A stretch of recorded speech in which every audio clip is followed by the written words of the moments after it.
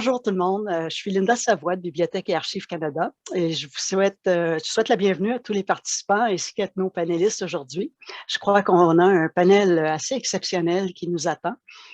Le crédit en revient aux membres des deux réseaux des communautés de linguistique en situation minoritaire, soit celui des bibliothèques et celui des archives de Bibliothèque et Archives Canada, qui nous ont suggéré, manifester de l'intérêt pour ce thème.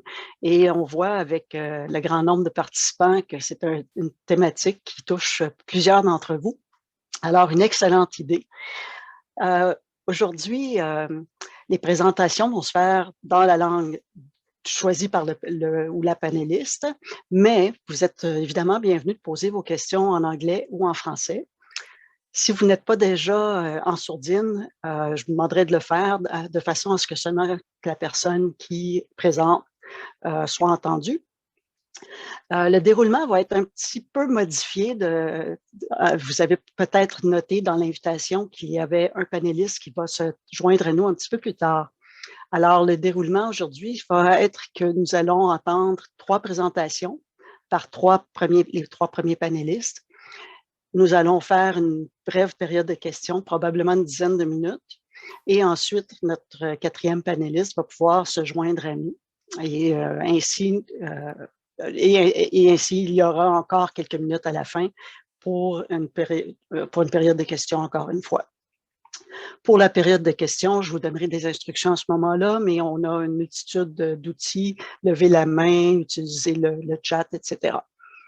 Alors, si vous n'avez pas de questions, sans plus tarder, je vais vous présenter brièvement nos panélistes. Les 3 premiers, je présenterai le 4e à son arrivée et ainsi éviter de rompre le rythme en les présentant avant chaque présentation. Alors, la première présentation sera de Marie Martel, qui est professeure adjointe à la Faculté des arts et des sciences de l'École de bibliothéconomie et des sciences de l'information, EBSI, à l'Université de Montréal.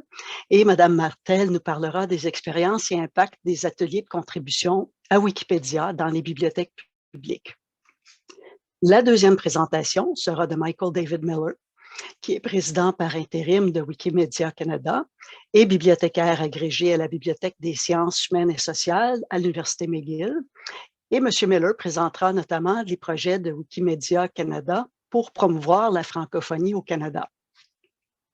La troisième présentation sera de Mathieu Wade, professeur au département de sociologie et de criminologie à la Faculté des arts et des sciences sociales de l'Université de Moncton. Et M. Wade nous offrira de l'information en lien avec l'analyse réalisée sur la présence acadienne sur Wikipédia. Oui. Alors, sans plus tarder, je vais inviter Mme Martel à nous faire sa présentation et je vous revois à la suite de cette présentation.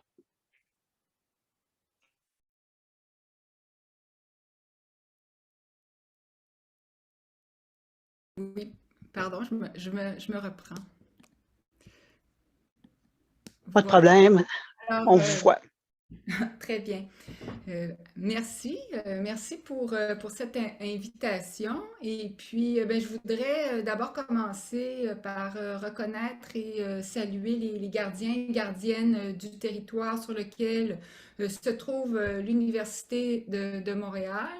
Et je voudrais aussi exprimer mon respect envers les anciens, les anciennes du passé, du présent et ceux du futur. Et je reconnais la contribution des peuples autochtones au savoir et à la culture des sociétés autour du monde.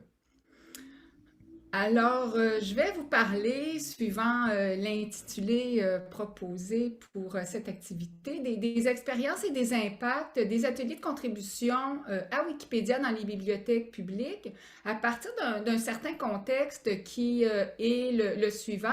Il y a eu en effet des ateliers de contribution qui ont peu à peu été intégrés dans le calendrier régulier de certaines institutions québécoises comme à la Grande Bibliothèque et puis dans le réseau des bibliothèques de Montréal. Puis on s'est s'est rendu compte que c'est pas la performance, soit le nombre de participants, encore moins leur fidélisation, ou bien le nombre de contributions qui constituaient les meilleurs indicateurs pour mesurer la valeur de ces activités-là. En tout cas, il semblait y avoir de l'espace pour prendre en compte aussi des indicateurs d'évaluation qualitative, notamment en termes d'évaluation de l'impact.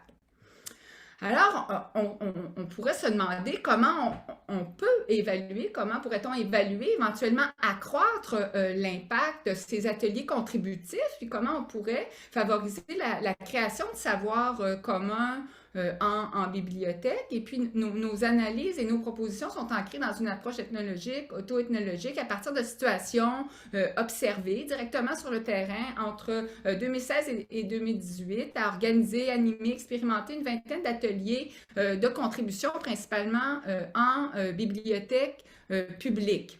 Alors, évidemment, on peut suggérer différentes approches pour évaluer l'impact de ces ateliers ou éditatons ou autres en bibliothèque, puis qui font partie déjà des outils qui sont usuels, comme les outils de type Project Outcome de Public Library Association ou les objectifs de développement durable, etc. Mais je vais plus particulièrement m'intéresser à l'évaluation de l'impact dans une perspective où on aborde la bibliothèque comme maison des savoirs communs. Alors, pour ce faire, je vais m'appuyer sur l'idée que les activités wikipédiennes participent d'une vision de la bibliothèque qui supporte les capacités créatives de ses membres, un peu dans la veine de R.D. Lankes, qui est un auteur enseigné, cité en bibliothéconomie, et qui soutient que la finalité des bibliothèques consiste à faciliter la création de savoir dans les communautés en vue d'améliorer la société.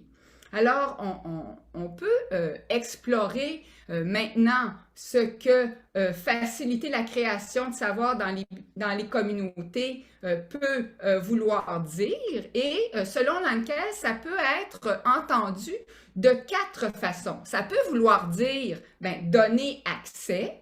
Ça peut vouloir dire aussi encourager l'apprentissage actif. Ça peut aussi vouloir dire offrir un environnement qui a certaines caractéristiques socio-spatiales favorables. Puis ça peut aussi vouloir dire supporter la motivation, la participation, ou comme il le dit dans ces termes, la copropriété. Alors, ces 4 dimensions-là, c'est ce qui va nous servir, en fait, de critères d'évaluation de l'impact des activités wikipédiennes qui se déroulent en bibliothèque. Alors, si on prend le premier critère selon lequel faciliter la création de savoir signifie donner accès à des contenus pour créer des savoirs communautaires, bien déjà en lisant Lankes, on comprend que cette facilitation-là ne devrait pas se limiter à donner accès à des collections de livres, mais parce que tous les savoirs ne sont pas dans les livres, mais plutôt porter sur des savoirs, et puis qu'à ce titre-là, la bibliothèque devrait constituer aussi une plateforme qui fonctionne activement dans les 2 sens, de la bibliothèque vers la communauté et aussi de la communauté locale vers la bibliothèque. Puis ça nous permet de proposer une échelle de l'accès qui reflète ces conditions qui peuvent être traduites par 4 indicateurs d'impact gradués. D'abord, le premier, quand on décrit les actions de la bibliothèque qui donnent accès aux collections dans le cadre de ces ateliers. Par exemple, on va mettre à la disposition des ouvrages, des ressources, des contenus sur une thématique qui peut être abordée comme l'histoire des femmes, la bande dessinée, les fromages, l'environnement, etc. Un second niveau où on va décrire un accès à des savoirs qui vont concerner un sujet proprement local, donc une portée locale, que ce soit l'histoire locale, les figures historiques locales, les informations sur le quartier, sur le territoire, ses collectivités ethnoculturelles, etc. Au troisième niveau, on peut chercher à favoriser un accès à des contenus locaux, mais qui sont aussi créés par les habitants eux-mêmes ou par les membres de la communauté locale. Donc, en valorisant les contenus, par exemple, des créateurs locaux, des autrices locales, des organismes locaux producteurs de contenus. Puis, enfin, on peut, au niveau 4, se préoccuper de donner accès à des communs, donc des ressources libres pour créer des nouveaux communs par le biais des productions sur Wikipédia, donc que ce soit des textes ou autres contenus du domaine public, comme des fonds d'archives photographiques, etc. Bref, le registre va donner accès à des contenus qui portent sur le territoire, créés par les habitants œufs-mêmes, à éventuellement des contenus qui soient reliés au domaine public ou d'autres types de savoirs communs. Ensuite, en fait, je dirais que dans le contexte des ateliers qui nous servent d'échantillons, l'ensemble des bibliothèques, évidemment, ont mis à la disposition des participants leurs collections. Puis, dans quelques cas, on a eu quand même un effort particulier pour réaliser une valorisation, si on veut, des collections qui étaient reliées à l'histoire locale. Donc, on s'est rendu au niveau 2. Ensuite de ça, pour le second critère, l'impact est établi en considérant des situations d'apprentissage qui sont impliquées dans la création des savoirs communautaires. Là, on peut proposer une nouvelle échelle qui s'inspire des échelles en éducation interculturelle, avec par exemple un premier niveau où on se place en position d'apprendre sur la communauté, donc indirectement ou de façon médiatisée. Par exemple, on a vu un certain nombre d'ateliers où en fait les principaux participants étaient moins des participants locaux que des Wikipédiens eux-mêmes. Ensuite, on peut, au niveau 2, apprendre de la communauté en invitant des créatrices ou des scientifiques, des membres de la communauté qui ont des savoirs à partager et qui, dans ce contexte, vont faire un partage dans leurs propres termes de savoirs pertinents à documenter. Par exemple, depuis 2017, on sait que la Cinémathèque québécoise, qui est aussi une grande productrice d'événements, propose des rencontres avec des cinéastes qui visent à explorer leur parcours, leurs œuvres, à les documenter sur Wikipédia, Wikidata, etc. Puis on a au niveau 3 plutôt une situation d'apprentissage qui est conjointe et qui permet, on va dire, d'apprendre ensemble en supportant une forme de co-apprentissage des uns et des autres, Wikipédiens, habitants, bibliothécaires. Et puis au niveau 4, on apprend en tant qu'un. Alors on a véritablement réussi à constituer une communauté, disons, plus mature, plus intégrée sous la forme d'un in-group avec des codes, des valeurs, un projet commun de production de savoir. Dans la plupart des cas, les observations ont suggéré qu'on se situait plutôt au niveau 1 et puis parfois encore au niveau 2. Donc, on a eu des bibliothèques qui ont invité, par exemple, des membres de la Société d'histoire ou une autre bibliothèque aussi qui a invité des organismes communautaires pour partager des données sociales.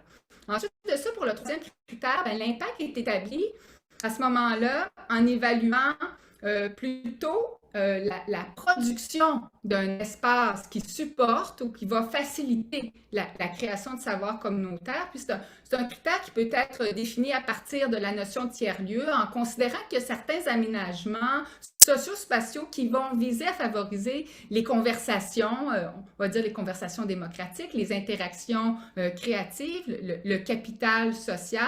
Et puis cette dimension-là a été expérimentée sur le terrain par le biais d'une démarche de reconfiguration progressive des espaces utilisés dans le cadre des ateliers.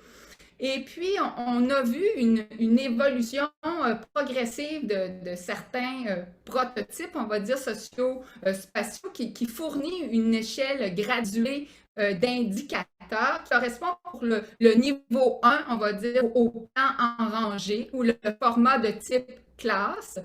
Pour le niveau 2, on avait le plan en U, plutôt le type séminaire qui vise déjà une meilleure interactivité des participants. Puis le niveau 3 avec le prototype du café qui permet des échanges horizontaux et puis véritablement des conversations. Puis enfin le niveau 4 qui reprend le prototype du café mais dans un espace qui est ouvert qui permet à ce moment-là une plus grande fluidité puis une mixité des personnes, par exemple, qui vont joindre à l'événement sans avoir été nécessairement initialement inscrits. Donc, ça, c'était probablement la grande force des bibliothèques, c'est-à-dire cette disponibilité-là des espaces publics gratuits avec possibilité de faire des rencontres, la possibilité aussi de reconfigurer les lieux en fonction des attentes. Ça, c'est probablement une des grandes fonctions facilitatrices, ou en tout cas une des plus évidentes du point de vue communautaire, puis du point de vue des activités observées. Ensuite, ben, le dernier critère, le quatrième, celui de la copropriété, ben, l'impact est établi en évaluant le degré de participation des participants, conçu cette fois-là non pas en termes documentaires, comme le premier critère, ou en termes d'apprenants, comme le veut le second, ou en termes d'occupants dans une dynamique socio-spatiale, mais en termes de participants à la planification ou à la gouvernance des activités, donc comme des parties prenantes ou des acteurs plus ou moins activement concernés dans la mise en place des activités eux-mêmes. La notion de copropriété telle que l'ANCAS la présente est reliée étroitement à la notion de motivation, mais je vais me permettre de considérer que la motivation, c'est plus un effet de ce qui nous intéresse vraiment dans la copropriété et au sens d'être propriétaire de son projet, on va dire, et qui est davantage de l'ordre de la participation. Donc, on va faire un saut de la copropriété à la participation. D'autant plus qu'il existe des mesures de la participation qui sont largement disponibles. Là, il y a une panoplie de continuums ou d'échelles pour évaluer la participation dans différents secteurs qui sont tous plus ou moins dérivés du modèle de Sherry-Arnstein. Mais il y en existe une aussi dans le milieu des bibliothèques, c'est le continuum de la participation ou de la collaboration communautaire en bibliothèque, et puis que l'on connaît bien dans la bibliothéconomie canadienne et qui est au centre d'une réflexion encore actuelle sur la transformation du modèle des bibliothèques et qui est vraiment au cœur de l'approche des community-led, qui est fondée sur une éthique relationnelle, donc, et qui nous permet, en fait, qui est un relais fort intéressant pour s'orienter sur des principes d'équité, diversité, inclusion. Alors, comme dans la plupart des versions, là, ce qui est intéressant avec ces modèles de la participation-là, c'est que ça nous permet aussi d'interroger le degré de pouvoir que l'on consent aux participants dans ces activités-là. Alors, je vais revenir un peu en arrière. Au niveau 1, la bibliothèque planifie les services et informe les publics, donc elle diffuse de l'information sur l'activité wikipédienne. Au niveau 2, la bibliothèque va interroger la communauté au sujet de ses attentes ou de ses aspirations en termes d'activités réalisées au moyen d'échanges, de groupes de discussion, d'enquête. Au niveau 3, la bibliothèque va faire participer la communauté, notamment en favorisant une certaine forme de mobilisation par le biais d'un comité aviseur, par exemple, ou encore au niveau 4, ben là, la bibliothèque va travailler vraiment avec les membres de la communauté à la planification même des actions, des activités, notamment en intégrant une préoccupation explicite à l'endroit des groupes minoritaires ou des groupes subissant des conditions d'exclusion.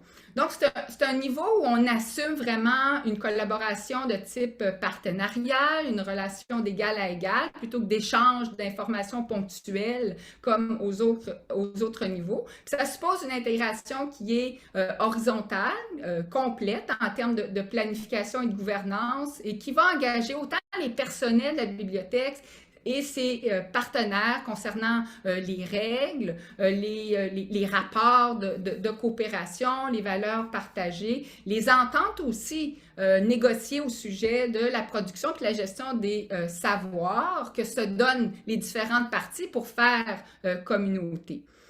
Alors, la dimension participative dans ce cas, ou ce qu'on a observé, c'est demeuré quand même à un niveau assez rudimentaire dans le groupe des bibliothèques, en tout cas, et qui équivalait plus ou moins à communiquer l'information sur les activités, probablement parce que, selon nous, cette relation communautaire enrichie, on va dire, cette gouvernance partagée, n'était pas déjà présente dans ces milieux. Alors, qu'est-ce qu'on retient de cet exercice? Je me dirige vers la conclusion. D'abord, cette cartographie propose un cadre d'évaluation qui nous permet d'analyser et d'évaluer en relief, si on peut dire, de manière différenciée et critique ce qui se passe ou pourrait se passer dans ces ateliers au plan de la création de savoirs communs locaux, puis comment on pourrait éventuellement les améliorer dans cette perspective. Puis là, on a en gris ce qui a été généralement atteint dans les activités de bibliothèque, dans les bibliothèques de Montréal au cours de la période considérée. Alors, par ailleurs, on peut dire que pour les bibliothèques, les ateliers wikipédiens constituent un cas intéressant pour mesurer l'impact ou les retombées de leurs engagements en tant que non seulement maison des communs, mais aussi comme bibliothèque dirigée par la communauté, en nous permettant d'expliciter ce qu'elles font ou ce qu'elles pourraient faire, où elles sont rendues entre les collections et les communs, où est-ce qu'elles sont rendues en termes de scénarios d'apprentissage également ou de configuration socio-spatiale, en termes de participation communautaire, puis même peut-être plus généralement en termes d'éthique relationnelle. Alors, selon l'analyse, on pourrait penser que le modèle le plus favorable de bibliothèque comme maison des communs par le biais des ateliers wikipédiens, c'est celui qui suppose une participation communautaire en amont avec des groupes ou des minorités culturelles dans un espace de type café ouvert avec un scénario, disons, de co-apprentissage avec des apprenants qui sont engagés dans une relation d'égal à égal qui est basée sur l'accès à des contenus locaux, incluant des communs du domaine public ou d'autres types de communs. Alors, pour finir, pour ouvrir une piste, disons, de réflexion supplémentaire, je vais proposer de prolonger cette cartographie de l'évaluation de l'impact en ajoutant peut-être une dimension qu'on a évoquée, une dimension plus large et qui est reliée à l'introduction d'une mesure de l'évaluation de l'impact collectif qui soit reliée aux objectifs de développement durable. Je pense que c'est une dimension importante à insérer aujourd'hui dans nos efforts. Et puis, ça nous permettrait précisément d'accroître l'impact non seulement des activités en bibliothèque, mais l'impact collectif de ces initiatives locales. Alors, je vous remercie. J'ai mis quelques références et puis mes coordonnées. Merci beaucoup, Madame Martel. Énormément en tout cas de contenu et de richesse pour des institutions qui veulent se lancer dans des ateliers de contribution. Je suis certaine que vous allez avoir beaucoup de questions tantôt. En tout cas, je vous remercie beaucoup. Ça a été très intéressant de voir comment les institutions peuvent s'adapter pour mieux soutenir toute cette participation communautaire. Alors, ça nous amène à la deuxième présentation parce que, comme je le mentionnais tantôt, vous devez garder vos questions pour après 3 présentations et il y aura ensuite la 4e présentation. Notre deuxième panéliste est Michael Miller. Alors, à vous, Michael. Merci. Un petit instant, je commence à partager. On voit bien ma présentation, c'est ça? OK, parfait. Donc, bonjour à tous et à toutes, je m'appelle Michael David Miller. J'utilise le pronom « il » et le pronom « he ». Et je suis très heureux de vous retrouver aujourd'hui à partir de Montréal. Je vous retrouve sur des terres qui ont longtemps servi de lieu de rencontre et d'échange entre les peuples autochtones, y compris les nations Haudenosaunee et Anishinaabe. Je suis présentement le président par intérim de Wikimedia Canada et je suis aussi un bibliothécaire agrégé à la bibliothèque de l'Université McGill. Et j'ai le plaisir de partager avec vous quelques actions, je reste plutôt dans les 2, 3 dernières années, que nous avons pu faire à Wikimedia Canada pour soutenir la francophonie canadienne et où on souhaite aller par la suite parce que je souhaite retrouver des collègues d'un petit peu partout dans le reste du Canada, au Manitoba, Colombie-Britannique, etc., qui aimeraient peut-être commencer à se lancer dans les projets Wikimedia. Donc, j'espère qu'en vous présentant quelques projets que nous avons soutenus, que ça pourrait vous intéresser à vous lancer dans l'univers Wikipédia. Donc, pour commencer, on va faire un survol rapide du Canada, mais je me rends compte que peut-être ce n'était pas nécessaire. Je pensais qu'on allait avoir beaucoup de collègues anglophones, donc j'allais mettre quand même beaucoup de l'accent sur la francophonie canadienne. Donc, pour certaines personnes, ce sera un rappel et pour d'autres, peut-être de nouvelles informations. Puis, donc, on va commencer tout de suite. Donc, comme vous le savez, notre pays, c'est un pays-continent qui se retrouve dans plusieurs fuseaux horaires différents. On est 35 millions de personnes. On a une province officiellement bilingue, le Nouveau-Brunswick, une province unilingue francophone et les restes sont unilingues anglophones. Donc, on est quand même un pays avec beaucoup de diversité intéressante. Je voulais vous présenter un petit peu une graphique que je trouve très intéressante qui montre en fait la distribution de la population canadienne ainsi que les langues qui sont parlées. Donc, en plus de l'anglais français, il y a beaucoup d'autres langues qui se retrouvent au Canada aussi. Mais à Wikimedia Canada, on essaie de prendre une approche équitable dans nos activités. Et ça, c'est de mon point de vue personnel, je vois nos langues officielles comme l'anglais, c'est la langue dominante du Canada, puis le français, c'est une langue officielle, mais c'est une langue minoritaire qui se retrouve en situation majoritaire dans certaines parties du pays. Donc, nous souhaitons contribuer à bonifier le contenu francophone dans l'espace Wikipédia, sachant que sur les articles, il y a environ 6 millions qui existent en anglais, puis environ 2 millions qui existent en français. Donc, il y a quand même des lacunes, non seulement de genre, de diversité, mais aussi juste en pure linguistique. Il y a beaucoup de lacunes qui parlent en français. Donc, on a un petit tableau qui montre un petit peu la distribution des populations francophones. Ça date de 2016, donc c'est pas encore tout à fait à jour, mais j'imagine que ça n'a pas trop changé.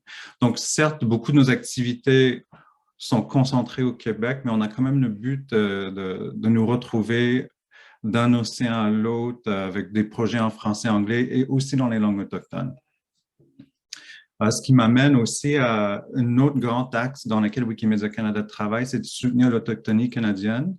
Et on verra dans ma prochaine diapositive quelques événements importants. Donc, Wikimedia Canada l'idée a commencé à exister en 2008. Le chapitre a été officiellement créé en 2011, donc on a fêté nos 10 ans en 2021. Avec les 20 ans de Wikipédia. En 2017, Wikimedia Canada a contribué au lancement de la Wikipédia Atikamekw, qui est, je crois, c'est une des Wikipédias en langue autochtone les plus actives dans la sphère Wikipédia. On avait reçu la grande organisation, l'événement de Wikimedia 2017 à Montréal, et c'est là où j'ai commencé personnellement à contribuer à Wikipédia aux côtés de Marie Martel, Léa Kim-Châteauneuf, notre présidente, Benoît Rochon, etc. En 2020, on a eu un autre grand moment où on est devenu un organisme de bienfaisance, ce qui nous a donné plus de moyens de redistribuer de l'argent à travers le pays pour soutenir des projets Wiki. On a déjà plus de 10 ans de partenariat très important avec Bibliothèque et Archives nationales du Québec. On a une entente avec Bibliothèque et Archives Canada. On se retrouve de plus en plus dans les grandes bibliothèques et musées à travers le pays. Puis bientôt, vous allez voir, il y aura un livre qui va apparaître sur les 10 ans de Wikimedia Canada. Puis, on a aussi un plan de transformation très ambitieux qui va nous voir dans les prochains mois. On espère, si tout fonctionne bien, on va avoir notre première direction générale. Donc, on va pouvoir soutenir davantage de projets à travers le pays parce que l'organisation est soutenue présentement uniquement par des bénévoles. Donc, bientôt, on est en croissance pour pouvoir mieux soutenir et participer au projet du Canada. Puis la francophonie nous tient à cœur. Donc récemment, on a rejoint le groupe international de Wikifranca, qui est un groupe avec le but de soutenir les projets francophones à travers la planète. Donc, dans un contexte francophone canadien, comment est-ce qu'on soutient des projets? Donc, récemment, on avait soutenu je crois que nos deux grands projets qu'on a soutenus récemment, c'était la formation du Wikiclub Croissant Boréal. Je ne sais pas si vous l'avez vu passer dans les nouvelles, mais c'est un groupe qui est dans le nord du Québec et dans le nord de l'Ontario, qui travaille sur n'importe quel sujet qui est sur le nord du Québec ou l'Ontario français dans le nord. Un autre projet, puis on le va voir un petit peu plus en détail dans un instant, c'est le projet Art littéraire québécois qui est mené par les projets Rhizome, les productions Rhizome, où Wikimedia Canada a formé ce groupe de gens pour travailler sur les auteurs et les autrices du Québec, parce qu'on a vu qu'il y avait ma collègue au projet Rhizome a vu qu'il y avait des lacunes en matière de visibilité de la littérature québécoise sur Wikipédia. Puis, sur la deuxième partie de son projet, elle est en train d'élargir dans le reste du Canada pour soutenir les auteurs francophones à travers le Canada. Donc, avec le projet, le Wikiclub Croissant Boréal, c'est un groupe qui existe depuis 2020 et je crois que ça illustre un petit peu en fait, ça illustre très bien notre but à Wikimedia Canada de soutenir des gens et de ne pas forcément mener des projets nous-mêmes, mais de empower, donc capaciter des gens à pouvoir faire des projets eux-mêmes. Donc, ce projet, c'est quand même très intéressant parce qu'il travaille sur n'importe quel sujet dans le nord de l'Ontario français ou dans le nord du Québec. À date, et ça, c'est une capture d'écran que j'ai prise hier, ils ont créé 139 nouveaux articles. Ils ont ajouté énormément de références. Ils ont vraiment fait des contributions quand même très intéressantes dans un contexte géographique local. Puis ils sont devenus très autonomes. En fait, ils sont autonomes. Ils n'ont plus en fait besoin du soutien vraiment de Wikimedia Canada parce qu'ils forment des gens sur le terrain, et ils vont dans les bibliothèques, ils trouvent des partenariats. C'est devenu un groupe autonome et c'est vraiment ce qu'on essaie de faire lorsqu'on travaille avec des groupes à Wikimedia Canada, c'est d'aider des gens à s'approprier Wikipédia pour leurs sujets, leurs environnements, etc. L'autre grand projet sur lequel j'ai eu le plaisir de vraiment travailler dessus, c'était le projet Art littéraire québécois. Et ça, je vous avais dit il y a un instant que c'est un projet qui vise à améliorer la visibilité de la littérature québécoise dans un espace Wikipédia. Et ce projet était quand même très... ils ont réussi à faire des choses intéressantes. Attends, je vais sauter puis je vais revenir à ça. Eux, ils ont commencé l'été passé. Et depuis l'été passé, en juin, en fait, ils ont réussi à écrire 204 articles. Ils ont téléversé, le téléversement de photos dans Wikimedia Commons parce que notre projet, on l'avait vu passer rapidement. Ils ont un projet tapis rouge où ils vont dans les salons du livre du Québec pour photographier des auteurs parce qu'un des grands enjeux avec des articles de Wikipédia qui portent sur des auteurs et des autrices, c'est qu'il n'y a pas forcément des photos de qualité. Donc, ils commencent à contribuer aussi à Wikipédia par l'entremise du projet de Wikimedia Commons pour pouvoir illustrer des photos, des articles dans Wikipédia. Donc, on va voir prochainement un énorme téléversement de photos qui ont été prises au Salon international du livre de Québec. Donc, c'est ça. Donc, le parti Tapis Rouge, ils ont commencé avec un projet au Salon international du livre du Québec où j'ai pu participer avec eux. Quelque chose aussi simple, de prendre des photos. Ils vont faire une tournée de quelques salons du livre du Québec. Puis ensuite, ils ont un projet de sortir de la province pour aller dans les autres salons du livre à travers le Canada dans un but d'illustrer des articles Wikipédia. Un autre endroit où Wikimedia Canada est très, très impliqué, c'est dans les GLAM-U. Et je crois qu'on a ajouté le U à l'époque où Marie était sur le CA, je crois. On a décidé que GLAM, ce n'était pas assez inclusif parce qu'il y a beaucoup d'universités qui participent dans les GLAM. Donc, au Canada, on a une particularité. Le reste du monde parle des GLAM, mais à Wikimedia Canada, on parle des GLAM U parce qu'on veut inclure à la fois les galeries, des bibliothèques, des archives, des musées, mais également des universités qui sont des partenaires très importants dans l'épanouissement de Wikipédia, que ce soit dans nos salles de cours ou dans nos bibliothèques. Donc, on travaille avec ACFAS, Artex, Bibliothèque Archives nationale du Québec, Bibliothèque Archives Canada pour faire des activités, soit pour envoyer des formateurs ou trouver des formateurs qui peuvent aider ces GLAMU à incorporer des activités Wikipédia dans leurs établissements.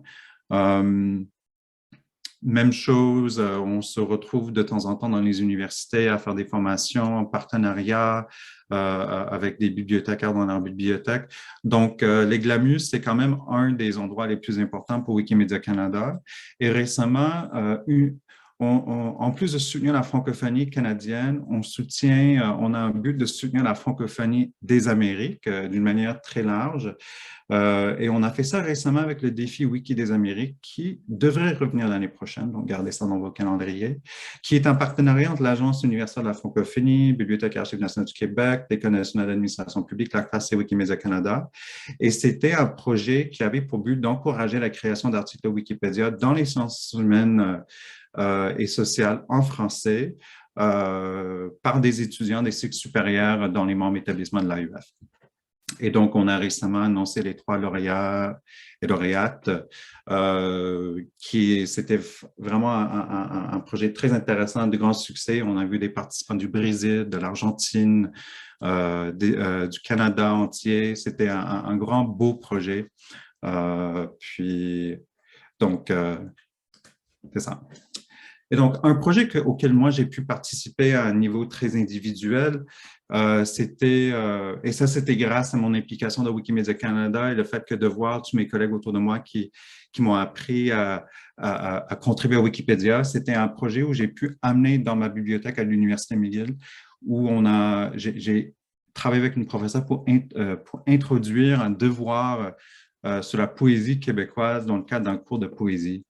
Donc, les étudiantes étaient appelées à créer des nouveaux articles sur des poétesses québécoises qui n'avaient pas encore d'articles Wikipédia. Donc, pour les bibliothécaires qui sont présents à cette activité, c'est quand même très intéressant parce que ça jumelle la formation compétences informationnelles. Donc, nos étudiants apprennent à faire de la recherche documentaire, puis ils apprennent à synthétiser, ils apprennent à écrire dans un langage accessible dans Wikipédia. Puis, ils ont aussi un devoir qu'ils peuvent ramener à la maison et montrer à leurs parents. Ce n'est pas un devoir jetable, comme on le dit.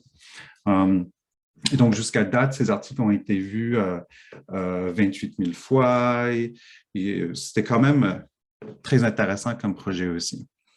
Donc, pour l'avenir, je vais essayer de terminer rapidement parce que ça fait 17 minutes. Wikimedia Canada est en train de faire un plan de transformation stratégique très ambitieux parce que notre but, c'est de quitter, pas de quitter, mais d'élargir à l'extérieur du Québec parce qu'on sait qu'on est très, très concentré pour l'instant à l'intérieur du Québec, mais on veut aussi soutenir des communautés francophones et anglophones à l'extérieur de la province aussi. Et on veut que Wikimedia Canada soit un endroit où le monde, lorsqu'il veut commencer, où il pense à commencer dans les projets Wikipédia, de peut-être venir nous rendre visite, parce qu'on peut être là pour les soutenir dépendamment de leur projet. Donc, notre plan de transformation stratégique est axé sur 6 grands programmes qu'on souhaite mettre en place. Le premier, c'est de soutenir des Wikiclubs et bénévoles à travers le pays. Donc, on a déjà plusieurs Wikiclubs qui se retrouvent en Alberta, en Ontario, etc. On veut aussi mettre beaucoup d'accent sur la culture et des savoirs et langues autochtones dans les langues autochtones, mais aussi en français et en anglais pour faire diffuser les sujets sur ces milieux aussi en français et anglais dans les langues autochtones. La francophonie dans toutes les langues, donc on veut arriver à promouvoir la francophonie canadienne à la fois en français, anglais, en atikamekw, dans les autres langues. Et je vais juste mentionner le 5e. On pense qu'on va pouvoir réussir à faire ces grands projets grâce aux bibliothèques, aux archives, aux musées, etc., au GLAMU. Donc, notre collectif pour la connaissance libre, c'est vraiment un endroit où on veut rallier le milieu du savoir. On veut faire partie de ce milieu aussi. Donc, nos buts pour vous, en fait, c'est nous souhaitons pouvoir vous mettre en contact avec d'autres Wikimédiens. On ne va pas vous dicter ce que vous faites parce qu'on n'a pas ce pouvoir-là. On souhaite vous soutenir dans vos projets Wiki, dans tous les aspects possibles du Canada. Ça peut être par en vous mettant en contact avec d'autres personnes, soit par vous donnant des fonds pour pouvoir mener des activités ou par vous envoyer des personnes qui peuvent vous aider à apprivoiser Wikipédia. On veut contribuer à la création de communautés locales Wiki parce qu'on se rend compte que c'est vraiment les communautés Wiki fonctionnent très bien dans les bibliothèques et lorsqu'on commence à travailler sur des choses locales, le monde est beaucoup plus impliqué et plus motivé à participer. Et je vais le souligner une dernière fois, on est là lorsque vous en avez besoin de nous. C'est pas, notre but, c'est pas vraiment comment dire, de dicter ce que vous faites, c'est vraiment juste d'être là lorsque vous avez besoin de nous. Donc, je vais vous laisser mes coordonnées. Si vous voulez découvrir Wikimedia Canada, c'est wikimedia.ca. Si vous avez besoin des fonds, je vous ai donné le lien et je vais partager le lien de la présentation dans le clavardage aussi. Merci. Merci beaucoup, Michael. Je crois que ça a été quelque chose qui va vous amener beaucoup d'appels suite à ce panel-ci. Vous allez remarquer qu'il y a beaucoup de participants qui proviennent de la communauté francophone hors Québec, mais on a aussi des participants de la communauté anglophone au Québec qui va certainement avoir de l'intérêt à voir de quelle façon ils peuvent travailler avec vous et s'insérer dans votre plan stratégique. Alors, je vous remercie beaucoup pour cette présentation. Et maintenant, nous allons aller à la troisième présentation et j'invite Mathieu Wade à débuter. Alors, à vous, Mathieu.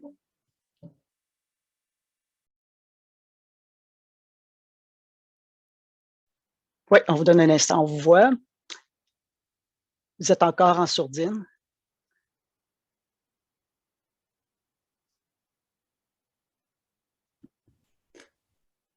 Excellent.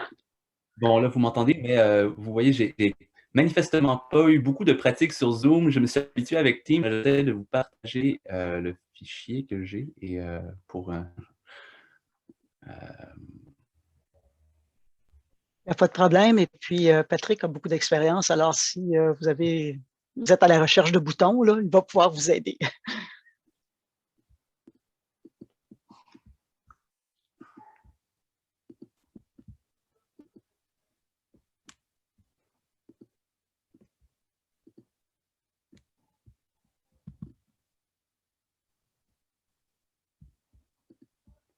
Bon, mais là, franchement, je suis désolé de cette... Il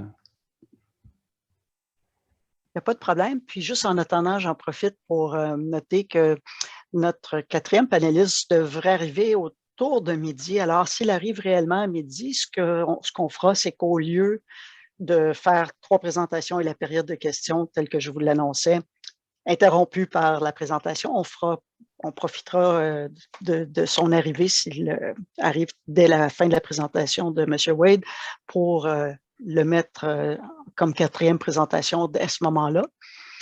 Et ça nous donnera une période de questions qui est peut-être un peu plus cohérente. Bon, voilà, c'est que mon ordinateur n'était pas autorisé à partager. Donc, j'ai réglé le problème, je pense. Vous voyez bien la présentation? Oui, on le voit. Parfait. Bon. Donc, bonjour tout le monde. Moi, je vous parle depuis Moncton, en Mi'kma'ki, en Acadie, au Nouveau-Brunswick. Et aujourd'hui, je vous parle d'un projet que j'ai mené avec mon collègue politologue Gabriel Arsenault, où on a essayé de faire un portrait du portail Acadie de Wikipédia. Donc là, vous voyez sa bannière. Donc, je vous présente en gros les résultats de notre recherche. Donc, c'est un projet qu'on a mené en partenariat avec la Société nationale de l'Acadie, qui est un organisme qui représente les populations acadiennes des provinces atlantiques. Puis l'objectif, donc, c'était de faire l'état des lieux de la présence de l'Acadie sur Wikipédia, en sachant qu'avec un milieu de l'édition qui est à peu près inexistant, mis à part un peu de poésie, mais donc on n'a pas de maison d'édition qui permette de faire de l'essai, qui permette de publier même des ouvrages universitaires. Puis avec un milieu de la recherche qui est quand même assez exigu, Wikipédia est vraiment la première porte d'accès pour accéder à l'Acadie, si on veut.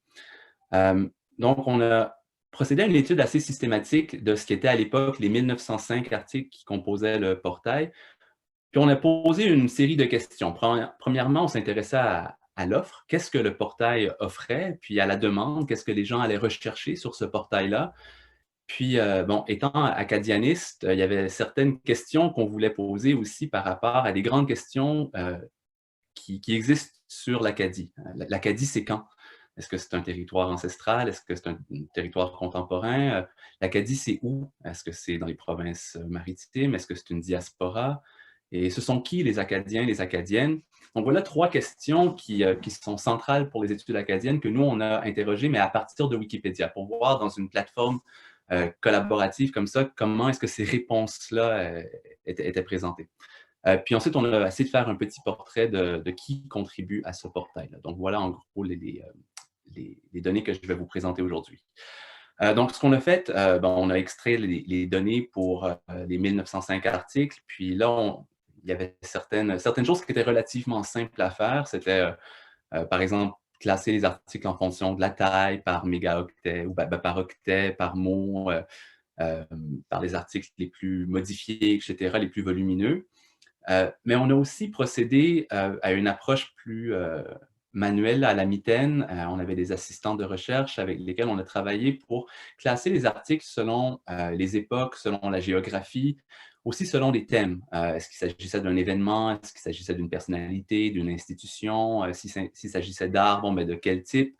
Donc, pour faire vraiment un genre de grand classement de tous les articles qui composaient le portail. Donc, je commence par vous présenter les premières données, donc les articles du portail qui ont été les plus consultés au cours des 5 dernières années. Donc, ça, c'est de 2015 à 2020. Et là, vous voyez plusieurs articles qui sont, on va dire, minimalement liés à l'Acadie. Je pense à des articles sur Lacey Chabert, sur Randy Quaid ou Gambit, qui est un personnage fictif de l'univers X-Men. Donc, on voit que la demande dans le portail Acadie, déjà, au premier regard, avait de quoi étonner. Puis, je mentionne que là-dedans, il y a un seul bon article. En fait, il y a 24 bons articles dans le portail Acadie, ce qui est relativement peu. Puis, c'est quelque chose sur lequel on travaille. Donc, mais ça, je vous en parlerai en conclusion. Donc, dans ce top 15-là des articles les plus consultés, il y en a un seul, c'est l'article sur l'Acadie qui est considéré comme un bon article. Et il n'y a aucun article de qualité dans tout le portail. Donc, première question qu'on a posée, l'Acadie, c'est quand? Parce que l'Acadie, ça renvoie à la fois à un territoire colonial fondé en 1604, cédé définitivement en 1713, mais c'est aussi l'Acadie, un peuple qui existe encore, qui a développé un nationalisme dans la deuxième moitié du 19e siècle. Donc, comment est-ce que cette double réalité-là se traduisait sur le portail? Et déjà, on a une première réponse. Quand on va voir comment le portail est catégorisé, il est catégorisé comme la Nouvelle-France. Donc, dans la section territoire historique, puis époque moderne, 16e, 18e siècle. Alors que, par exemple, si on regarde les Franco-Ontariens, eux sont situés dans la section peuple. Et donc, ou les Mi'kmaq, par exemple, dans la section peuple. Donc, l'Acadie, déjà, elle appartient un peu à la catégorie Nouvelle-France historique. Mais donc, on s'est dit, bon, voilà comment le portail lui-même est classé, mais qu'en est-il des articles qui composent ce portail-là? Et là, bon, il y a un portrait relativement complexe qui s'en dégage. On essaie toujours de mesurer un peu la question de l'offre et de la demande. Côté demande, on voit clairement que les articles, donc c'est le tableau 6, là, les événements du portail les plus consultés sont très, très majoritairement, mis à part l'affaire Louis Mailloux, qui arrive avant-dernière, dans ce top-là, sont des événements qui appartiennent à l'Acadie coloniale, puis en gros au 17e et 18e siècle. Par contre, donc ça, c'est ce que les gens, quand ils vont sur le portail Acadie, voilà les informations, voilà ce qui les intéresse à propos de l'Acadie. Mais le portail, ce qu'il a à offrir, lui, est beaucoup plus centré sur l'Acadie contemporaine. Donc là, vous avez les tableaux 7 et 8. Les événements du portail, à peu près la moitié de tous les événements du portail sont, on va dire, plus contemporains, la date de la fin du 19e siècle jusqu'à aujourd'hui. De même pour les personnalités, là ici, il y a une erreur, c'est écrit nombre d'événements, ça devrait être le nombre d'occurrences, mais la majorité des personnalités qui composent le portail, donc qui ont un article, sont aussi des personnes qui sont nées soit au 19e ou au 20e siècle. Donc là, on voit qu'il y a vraiment ce clivage-là, un schisme entre ce que les gens recherchent sur l'Acadie et ce que le portail a à offrir. Se posant ensuite la question de l'Acadie, c'est où? Parce qu'en l'absence de frontières administratives claires, en l'absence d'un État, l'appartenance à l'Acadie demeure problématique. Il y a des tensions entre une conception plus généalogique, c'est celle qu'on retrouve dans les grands congrès mondiaux acadiens, par exemple. Il y a des réunions de famille où tous les Leblanc, tous les Boudreau se rassemblent puis fêtent leurs ancêtres communs, puis donc, par le fait même, leur acadianité. Et il y a une autre conception de l'Acadie qui est tout à fait à l'opposé de celle-là, qui serait beaucoup plus linguistique, civique, qui s'appuie beaucoup moins sur la généalogie. Et donc là, en se posant la question de où est l'Acadie, ben, on essaie de voir, bon, ben, est-ce qu'on a une Acadie de la diaspora, en gros, qui est beaucoup plus généalogique, ou est-ce qu'on va avoir une Acadie qui va être beaucoup plus territorialement centrée? Donc là, on a recensé les lieux qui sont répertoriés dans Wikipédia, les lieux de naissance des personnalités, les lieux des événements, puis les institutions. Et là, je vous fais l'économie de vous expliquer tout ce tableau-là, mais en gros, donc, si on répertorie les toponymes, il apparaît que l'Acadie, c'est en gros dans les provinces maritimes. Donc, Wikipédia répond un peu à la question, est-ce qu'il y a une Acadie de la diaspora ou est-ce que l'Acadie, c'est l'Acadie des maritimes? Selon Wikipédia, c'est très globalement une Acadie des maritimes. C'est le cas donc pour les toponymes, mais c'est surtout le cas pour les organismes qui ont un article, donc 83% sont dans les maritimes, puis 57% au Nouveau-Brunswick. De même pour les personnalités, la majorité sont nées au Canada, donc ça exclut un peu toute cette diaspora-là qui serait en grande partie américaine. Puis la très vaste, ou plus de la moitié sont nés au Nouveau-Brunswick en particulier. Donc, le corollaire de cette impossibilité à savoir où exactement est l'Acadie, parce qu'il n'y a pas de frontières administratives claires, c'est la question, donc, qui est acadien? Donc là, l'article Acadie, qui est un bon article, donc je le rappelle, définit les Acadiens et les Acadiennes comme une ethnie qui est distincte des Acadiens. Mais donc, clairement, on les classifie comme un groupe ethnique plutôt que comme une nation. Et ça illustre ça, une certaine tension entre la conception généalogique et la conception qui est plutôt politico-linguistique. La majorité des personnalités qu'on a identifiées dans le portail sont, en effet, on pourrait le dire qu'ils sont d'ethnicité acadienne, mais ont, pour la plupart, la particularité d'être liés au projet national acadien. C'est-à-dire que c'est souvent en raison de leur participation au nationalisme acadien qu'ils vont avoir leur page.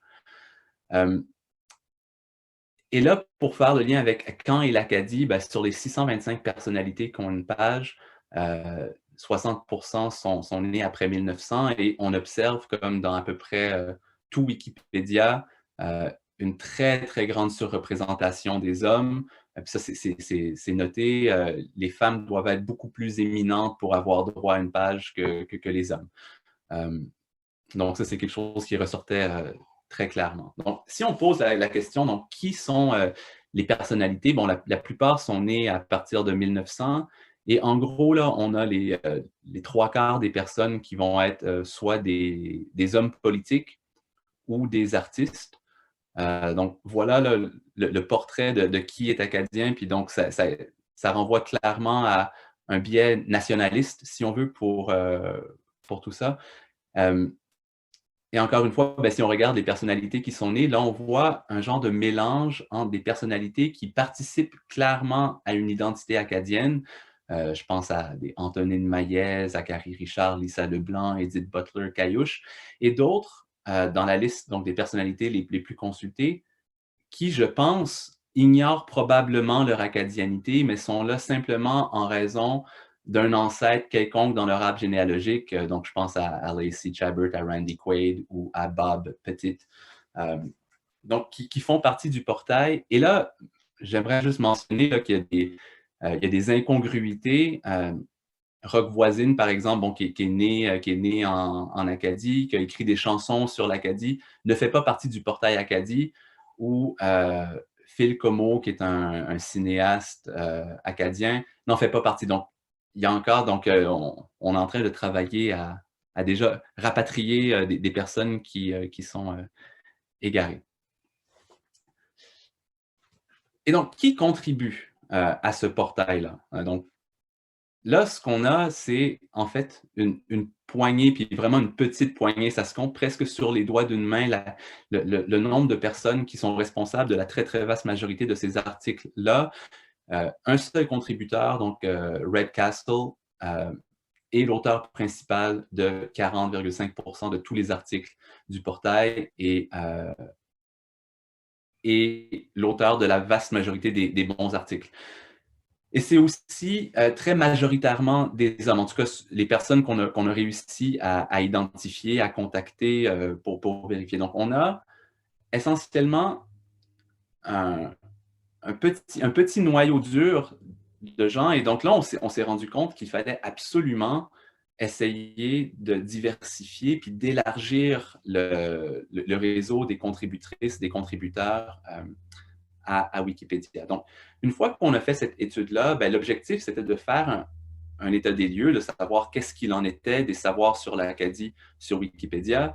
Mais l'objectif, c'était aussi donc d'orienter ou en tout cas de faciliter la contribution. Donc, en partenariat encore avec la Société nationale de l'Acadie, mais il y a aussi ACFAS Acadie qui contribue. Le Wikiclub Acadie a été créé en 2020. Il y a des activités qui ont été organisées sur le campus. Bon, ça a été de plus en plus compliqué avec la pandémie, mais là, il y a eu une activité qui a eu lieu il y a quelques mois de ça encore.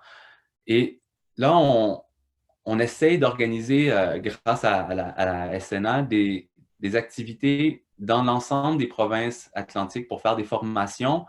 Puis, dans ces formations-là aussi, maintenant, on a en main, grâce au travail qu'on a fait, une liste de choses à bonifier ou des grandes lacunes. Donc, on est en train de travailler sur, par exemple, la présence des femmes. Il y a un groupe de recherche qui travaille avec le Centre d'études acadiennes, donc qui est notre centre d'archives basé à l'Université de Moncton. Ce groupe-là essaye de mettre en valeur les archives féminines, puis donc on est en train de travailler avec ces chercheurs-là pour bonifier la présence des femmes, puis aussi les archives liées aux femmes. On essaye de bonifier les articles de qualité, de les augmenter, déjà d'en avoir un dans tout le portail, d'avoir des bons articles, de diversifier aussi le profil des personnalités, donc et de bonifier les organismes. Je vous donne un exemple. La Société de l'Acadie du Nouveau-Brunswick, qui est le principal organisme porte-parole des Acadiennes du Nouveau-Brunswick, donc fondé en 1973, ben, cet organisme-là a été au cœur de toutes les luttes acadiennes au Nouveau-Brunswick depuis maintenant 50 ans. Et sa page Wikipédia tient en 300 mots. Et donc, voilà une série de lacunes sur lesquelles on essaie de travailler. Donc là, ce qu'on essaie de faire, on essaie d'organiser des événements dans la communauté, mais on essaye aussi de susciter un certain réflexe chez nos collègues universitaires pour qu'on mette à contribution nos compétences puis nos champs d'expertise respectifs. Donc, ça peut passer, par exemple, par la littérature. On a des profs qui travaillent en littérature acadienne. On a compilé aussi c'était quoi les œuvres qui étaient présentes sur Wikipédia. Et en gros, il y a Antonine Maillet, mais il n'y a pratiquement personne d'autre. Il n'y a pas d'autrices, d'auteurs, il y a très peu d'œuvres qui sont répertoriées. Donc, on essaye de créer ce réflexe-là, puis de valoriser aussi ce travail-là, parce qu'on sait que ce n'est pas quelque chose que nos institutions universitaires valorisent. Ça ne fait pas partie d'un service à la collectivité, ça ne fait pas partie de la recherche, ça ne fait pas partie de l'enseignement. Donc, ce n'est pas une contribution qui est valorisée. On essaye un peu de changer cette culture-là, puis de créer le réflexe que, bon, ben, si on fait une communication, qu'on rédige un article, mais peut-être qu'on ait le réflexe d'aller bonifier une page qui pourrait être en lien avec tout ça.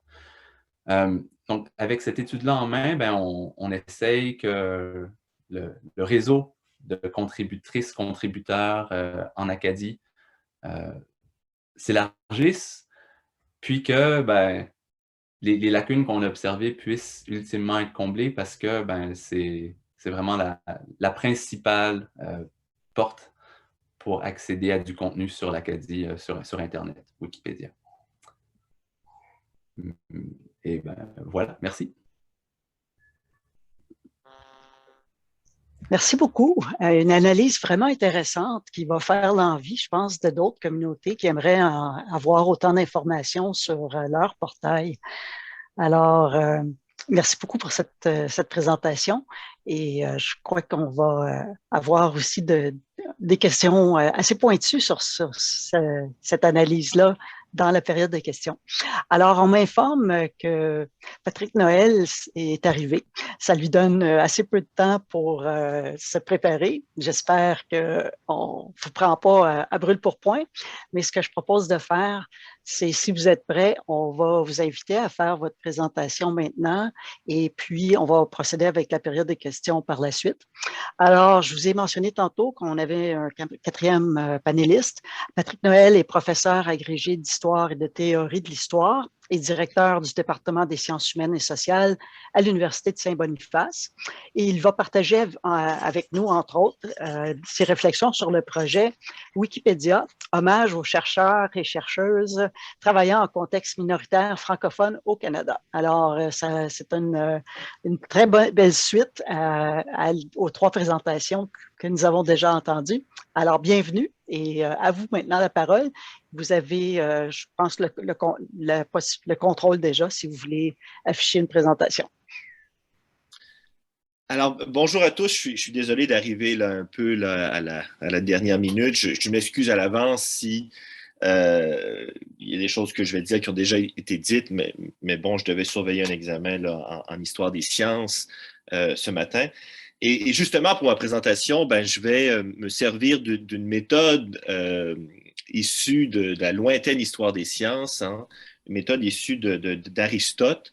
Hein, donc, pour vous présenter un peu là, mon sujet, je vais recourir, vous savez, à la méthode là, du quoi, comment, pourquoi, qui. Hein, ça remonte là, au Nicomaque, l'éthique Nicomaque de Aristote.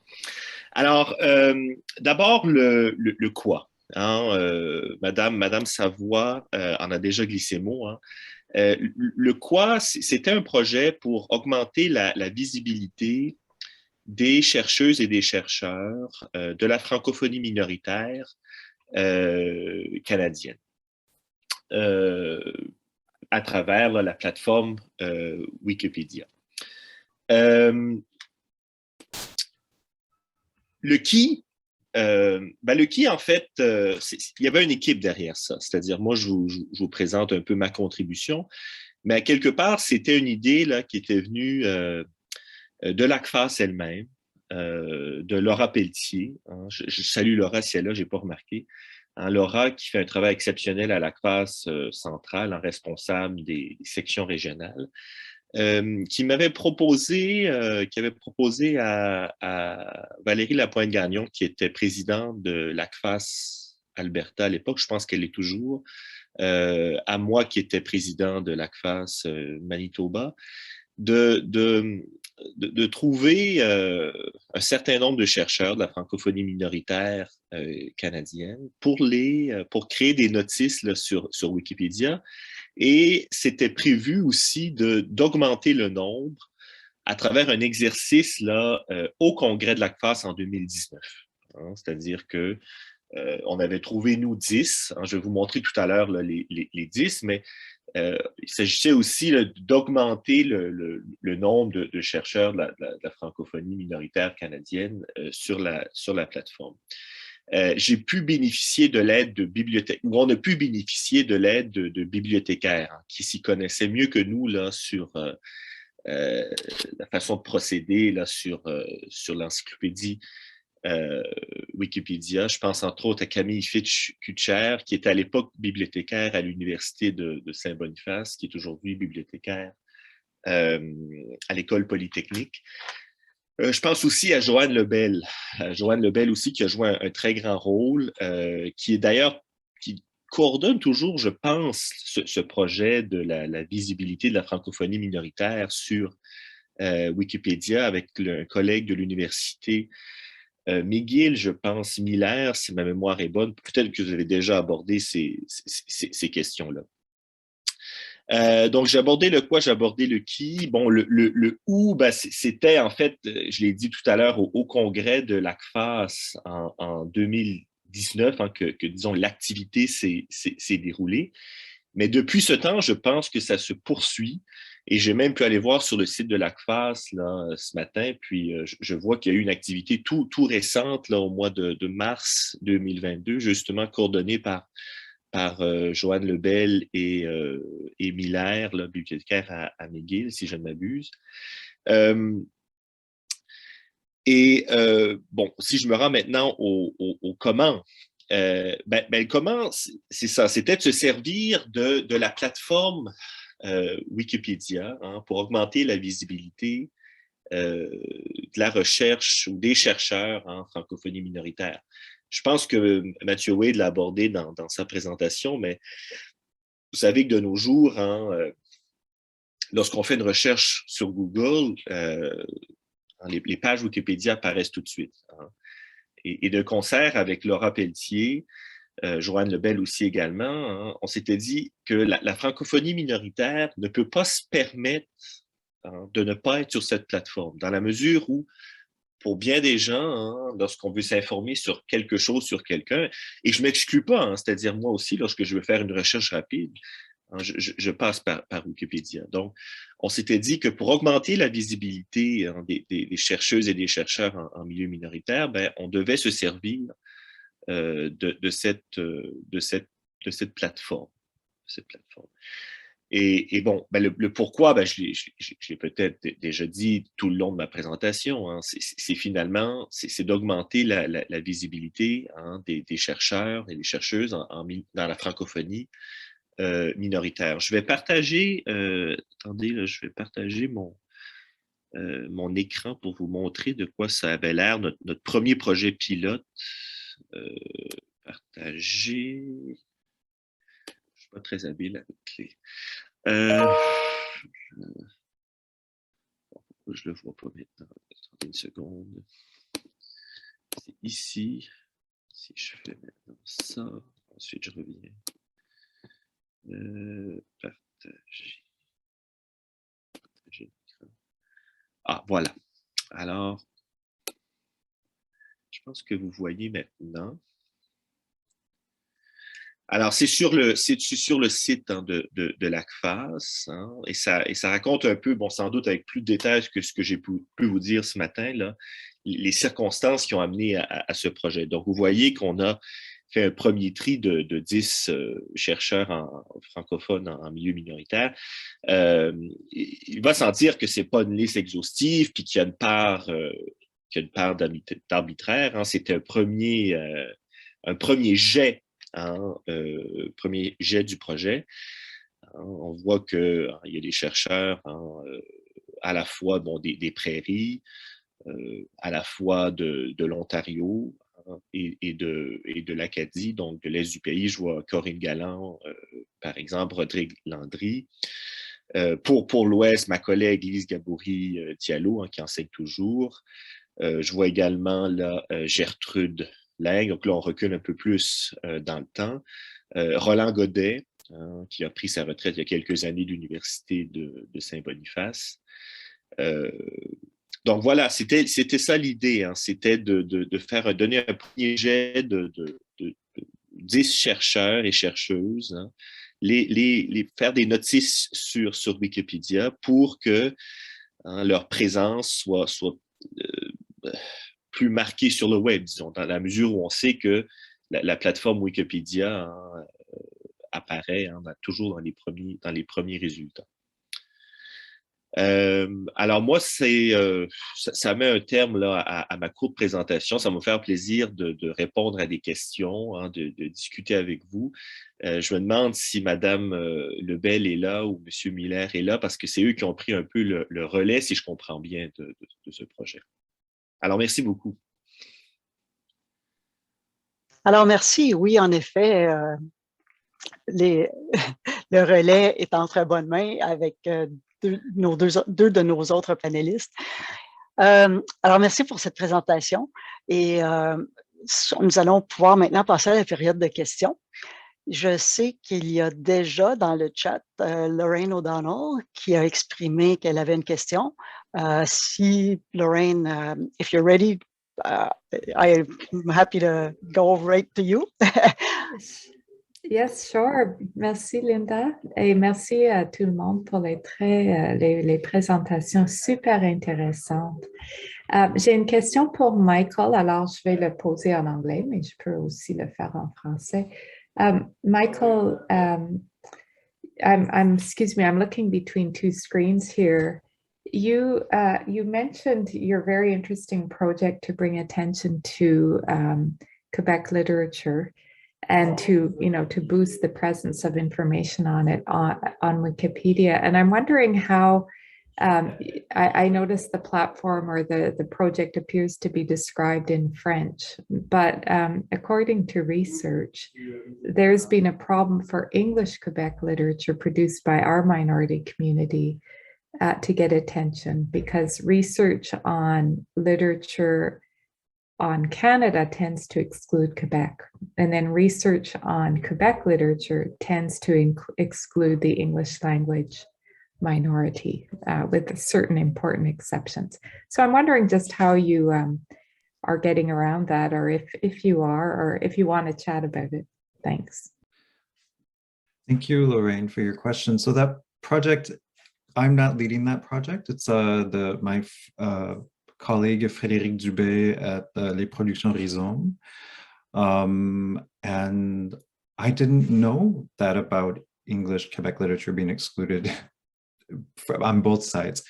So I can happily bring that to her attention, because I know that her goal is to highlight the literature in Quebec in general. So I don't know if she has an English component yet for the project, but it very well could be of interest to her, and I'll happily share that with her. Thank you. Thank you for that question, Lorraine. Là, mon écran ne me permet pas de voir tout le monde tout d'un coup. Alors, si vous levez la main et que je vous ignore, ne vous gênez pas pour vous agiter. Et je vais demander l'aide de mon collègue Patrick aussi pour identifier les personnes qui ont des questions. Alors, je vais débuter, j'en vois une de la part d'Alain Roy. Et puis, je m'excuse s'il y a quelqu'un d'autre qui a levé la main avant, mais je vais me rendre à vous, c'est promis. Alors, Alain, à toi pour la question.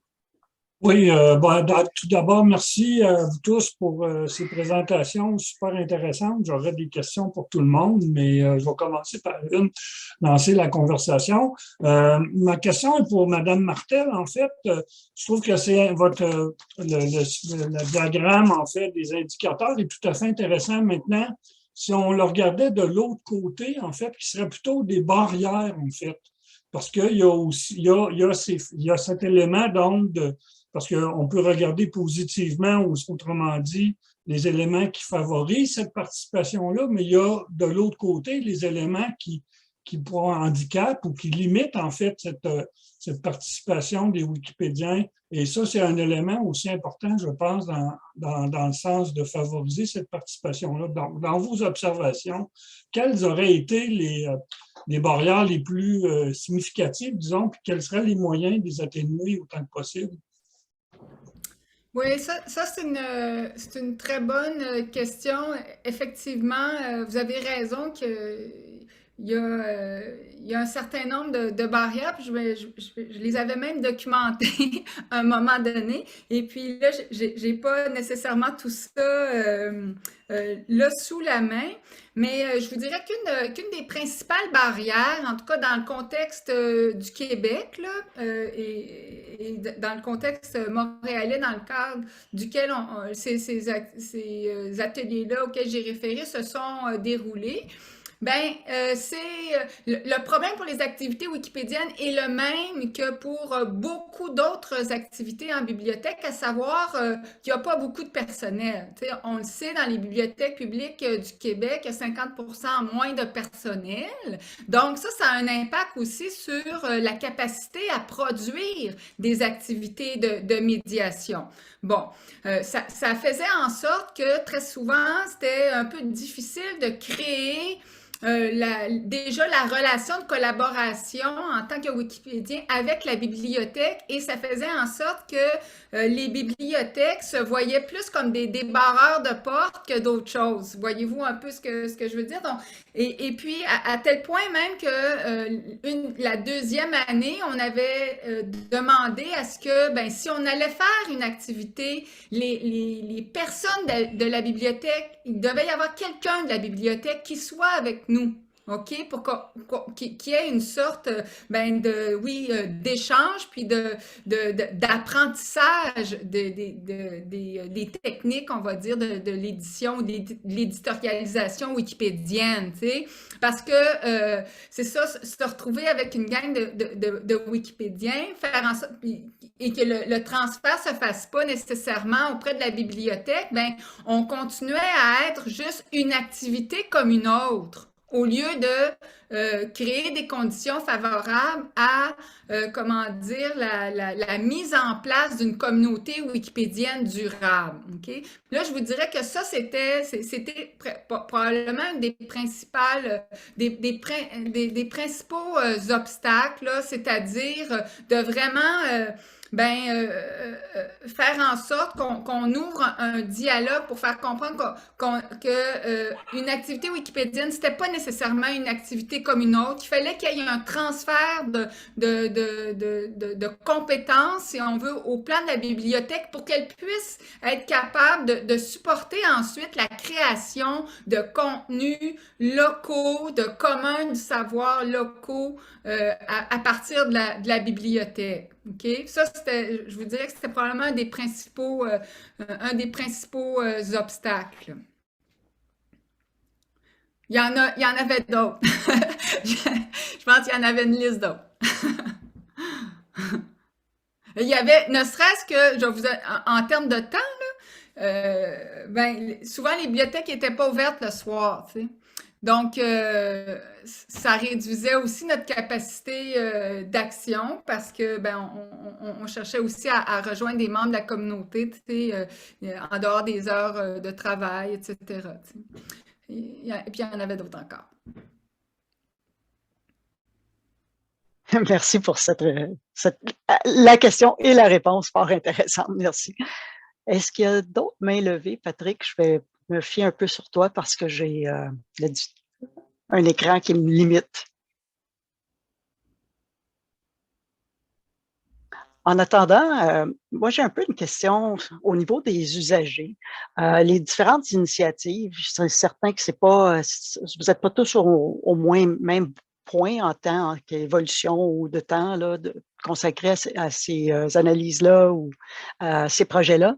Mais avez-vous noté des réactions des usagers déjà, ou en anticipez-vous qui guide votre approche? C'est un peu une question pour tous nos panélistes.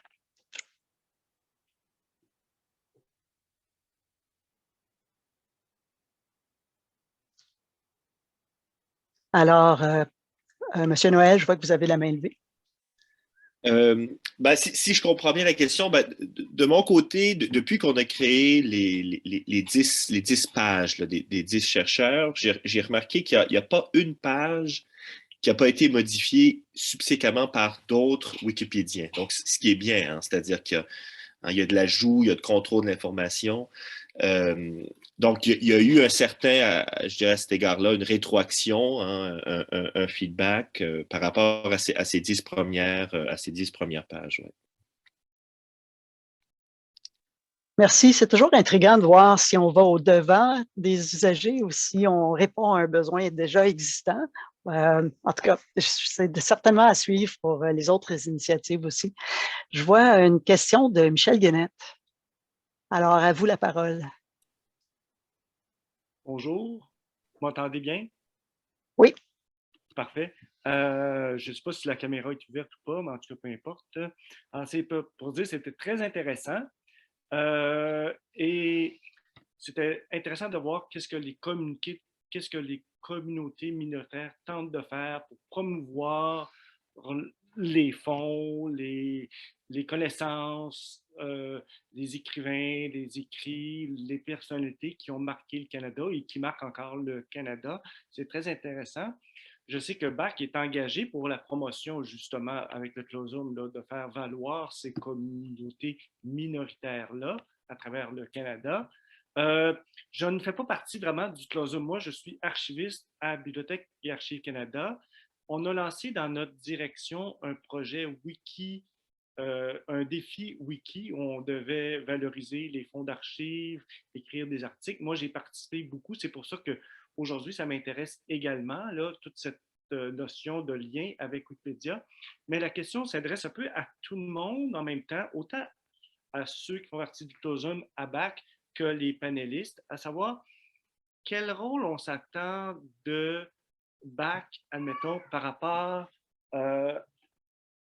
pour supporter les projets Wikipédia à travers le Canada en milieu minoritaire. Quel rôle on peut jouer? Je sais que peut-être dans la direction, c'est plus facile, on peut supporter soit par de l'argent ou en faisant des réunions pour aider, mais comme archiviste, qu'est-ce qu'on peut apporter, nous, pour aider ces communautés-là en même temps? Moi, je peux commencer avec un petit peu comme je vois le rôle de BAC en tant que personne qui ne travaille pas du tout à la Bibliothèque Archives Canada. Parce que je peux citer l'expérience que nous avons eue dans un contexte québécois avec Bibliothèque et Archives nationales du Québec. Une fois que Wikimedia Canada et la grande bibliothèque de BNQ ont commencé à faire des activités Wiki, ça a légitimisé un petit peu. En fait, je crois que c'était ça qui a donné l'élan de cette expansion de Wiki à travers le Québec. Et Marie, tu peux me corriger si je me trompe. Mais ça prend en fait des institutions auxquelles la population fait confiance pour pouvoir défaire un petit peu les murs et cette hésitation qui a été mise en place face à Wikipédia et au projet autour, parce qu'il y a beaucoup de gens qui croient encore que c'est pas fiable. Puis c'est vrai, il y a certaines choses qui ne sont pas fiables dans Wikipédia, mais ils ne se rendent pas compte qu'ils peuvent contribuer à lui donner de la fiabilité et à améliorer sa qualité.